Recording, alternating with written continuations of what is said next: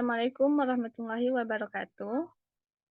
Kami dari kelompok 2 ingin memaparkan hasil proposal kami yang berjudul pengukuran curah hujan, suhu, dan kelembaban udara di Danau Universitas Jambi. Perkenalkan, saya Umaira sebagai moderator dan tentu saja saya tidak sendiri, ada teman-teman saya yang sebagai pemateri, yaitu Nur Hikmah sebagai pemateri pertama, Naila Zafira sebagai pemateri kedua, Tiara Gracia sebagai pemateri ketiga, Andi Mesa Sihombing sebagai pemateri keempat, Devin Zalbi sebagai pemateri kelima, dan Stephanie Gabriel sebagai pemateri terakhir. Kepada pemateri pertama, saya persilahkan. Baik, terima kasih kepada moderator. Di sini ada materi latar belakangnya atau pengertian curah hujan. Unsur cuaca yang datanya diperoleh dengan cara mengukurnya dengan menggunakan alat nakar hujan, sehingga dapat diketahui jumlahnya dalam satuan milimeter. Curah hujan dibatasi sebagai tinggi air hujan yang diterima di permukaan sebelum mengalami aliran permukaan, evaporasi, dan peresapan ke dalam tanah. Selanjutnya, suhu udara merupakan salah satu parameter iklim terhadap kenyamanan internal manusia. Suhu udara adalah ukuran panas atau dinginnya udara di suatu tempat dan waktu tertentu. Pada kelembapan adalah ukuran konsentrasi uap air yang terdapat dalam udara, dinyatakan dalam bentuk kelembaban absolut atau relatif. Kelembaban absolut mengukur massa uap air dalam 1 meter kubik udara. Sedangkan jumlah uap air saat ini dengan kapasitas maksimum yang dapat ditampung udara pada suhu tertentu. Saya kembalikan kepada moderator. Baiklah, materi selanjutnya akan dilanjutkan oleh pemateri kedua, yaitu Naila Zafira. Saya persilahkan. Selanjutnya, rumusan masalah. Yang pertama, apa definisi dari curah hujan, suhu, dan kelembaban udara? Yang kedua, apa saja alat-alat untuk mengukur curah hujan, suhu, dan kelembaban udara?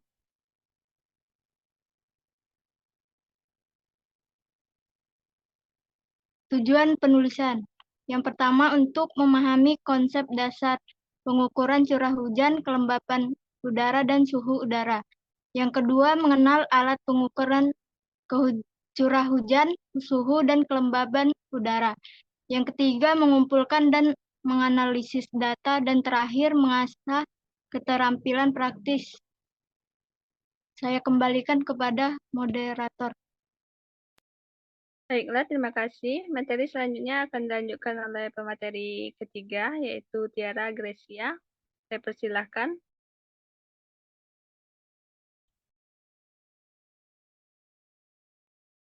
Selanjutnya itu tujuan tinjauan pustaka. Yang pertama itu curah hujan, di mana curah hujan menjadi salah satu komponen iklim yang sangat penting. Perubahan intensitas curah hujan dalam jangka waktu panjang 10-30 tahun dapat mempengaruhi penentuan ketersediaan air di suatu daerah dan juga berpengaruh terhadap aktivitas kehidupan manusia.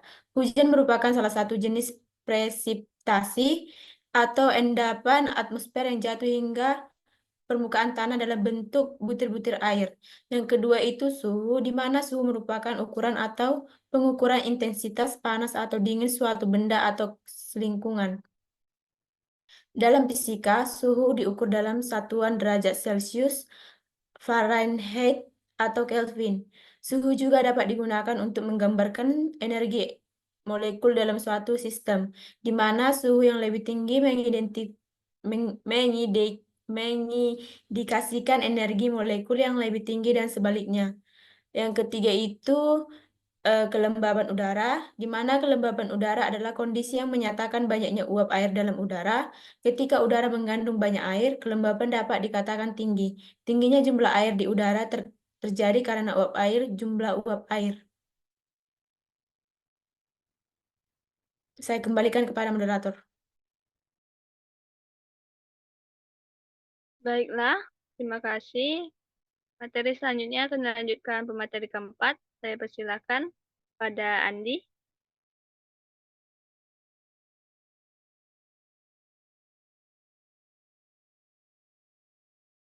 Baiklah, selanjutnya alat-alat yang digunakan untuk mengukur curah hujan, suhu, dan kelembapan. Yang pertama itu ada alat yang dimana ombrometer. Ombrometer sederhana berbasis botol air mineral adalah alat pengukur curah hujan yang relatif murah dan mudah digunakan. Alat ini terdiri dari sebuah botol air mineral yang diletakkan di dalam sebuah wadah tertutup, biasanya membentuk silinder atau kerucut yang berfungsi untuk menampung air hujan.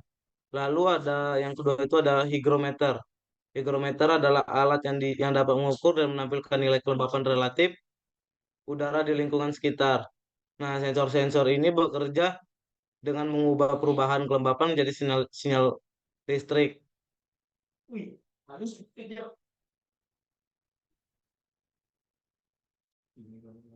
Sinyal listrik yang dapat diproses dan ditampilkan. Selain itu, hygrometer ini juga dilengkapi dengan sensor suhu untuk mengukur temperatur di lingkungan sekitarnya. Informasi suhu dan kelembapan ini dapat digunakan untuk berbagai keperluan seperti pemantauan kondisi lingkungan, peringatan dini bencana alam, atau pengontrolan sistem iklim. Saya kembalikan kepada moderator.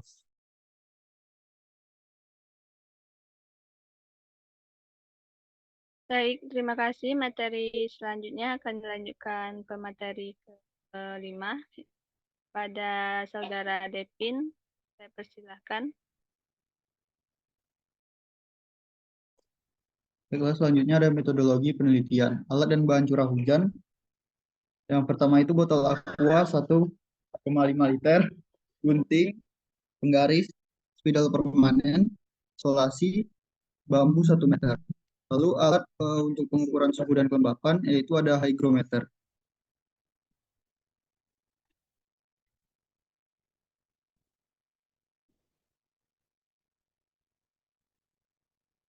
Yang selanjutnya cara pengambilan data untuk pengukuran curah hujan itu yang pertama siapkan alat, letakkan pada tempat terbuka atau tidak ada pelindung, lalu amati jika terisi airnya. Kemudian catat data-datanya. Yang kedua, pengukuran suhu. Siapkan alat, tunggu selama kurang lebih 5 menit pada masing-masing tempat yang sudah ditentukan. Kedua, amati perubahan suhu yang terjadi. Lakukan pengukuran sebanyak 3 kali sehari pada pagi, siang, dan sore hari. Yang kelima, pengamatan ini dilakukan selama 30 hari.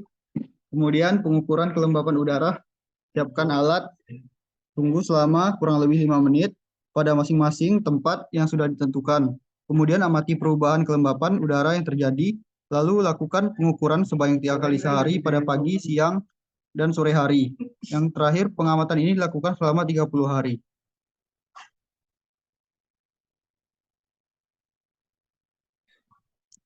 Berikut adalah tabel hasil pengukuran suhu, kelembapan udara, dan curah hujan dari tanggal 13 Oktober sampai 12 November 2024.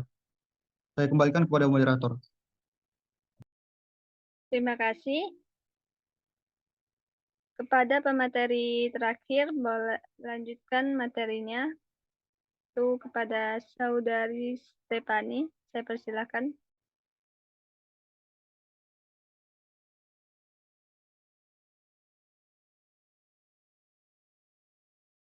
Pembahasan, tabel ini menyajikan data harian tentang suhu udara pada pukul 7, 13, dan 17, kelembapan udara pada waktu yang sama, dan curah hujan dalam milimeter. Data tersebut menunjukkan dinamika cuaca selama periode dari 13 Oktober hingga 12 November 2024. Suhu tertinggi tercatat pada 27 Oktober 2024, dengan nilai mencapai 40,5 derajat Celcius pada pukul 13.00. Sebaliknya, suhu terendah terjadi pada pagi hari yaitu 24 derajat Celcius pada tanggal 16 Oktober. Pola ini mencerminkan bahwa suhu cenderung lebih tinggi pada siang hari dan lebih rendah di pagi atau sore hari yang merupakan karakteristik umum di daerah tropis. Kelembaban udara menunjukkan fluktuasi yang signifikan dengan nilai tertinggi mencapai 94% pada beberapa pagi, seperti tanggal 14 Oktober. Sebaliknya, kelembaban terendah terlihat pada siang hari, misalnya 33% pada 13 Oktober. Ini mengindikasikan bahwa kelembapan menurun saat suhu meningkat yang biasa terjadi akibat penguapan air pada siang hari.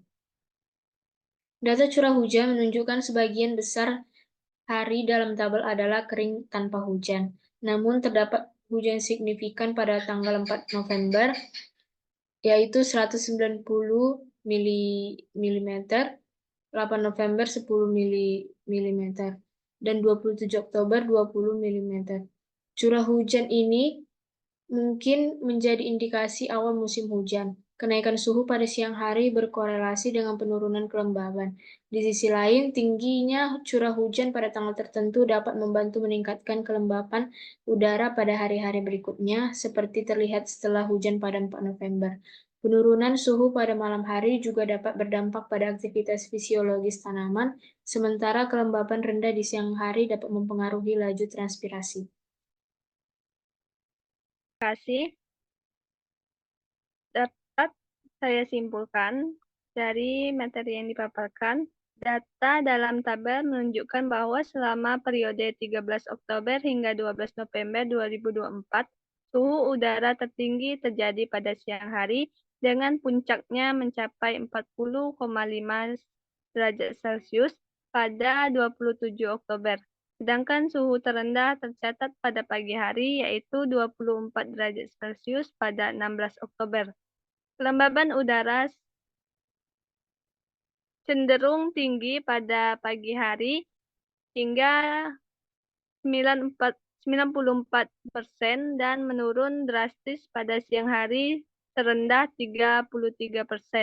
Curah hujan yang signifikan hanya terjadi pada beberapa hari, seperti 4 November, yaitu dengan 190 mm dan 8 November 100 mm, yang menunjukkan awal peralihan menuju musim hujan. Pola ini mengidentifikasi dinamika cuaca tropis dengan suhu dan kelembapan yang fluktuatif.